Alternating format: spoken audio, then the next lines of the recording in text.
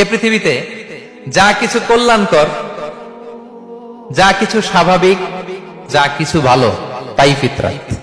মেরাজের রাতে বিশ্বনবী সাল্লাল্লাহু আলাইহি ওয়াসাল্লাম যখন ঊর্ধ্বাকাশে গেলেন, ঊর্ধ্ব জগতের ভ্রমণে গেলেন, তখন রাসূল সাল্লাল্লাহু আলাইহি ওয়াসাল্লামকে দুইটা বোতল দেয়া হলো। কয়টা বোতল? এক বোতলে দুধ, আরেক বোতলে মদ। এটা দিয়ে জিব্রাইল আমাকে বলল, ফাকিল আলী খুয আইয়াহুমা শিতা, নবী হে যেটা ভালো লাগে নেন।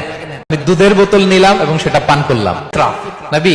নবী হে আপনি ফিতরাটা গ্রহণ করেছেন, সঠিকটা নিয়েছেন। বোতল না নিয়ে যদি মদের বোতল নিতেন, গাওয়াত উম্মাতুক, আপনার পুরো উম্মাহ ভ্রষ্ট হয়ে যেত। স্বাভাবিক কোনটা, ভালো কোনটা, হেলদি ডায়েটরি কোনটা? তাহলে ফিতরা কাকে বলে বুঝে গেছেন? টপিকটা নরম হইতেছে, নরম হচ্ছে, সহজ হচ্ছে। তাহলে পৃথিবীতে যেটা কল্যাণকর, যেটা ভালো, যেটা রুচিসম্মত, সেটাই ফিতরা।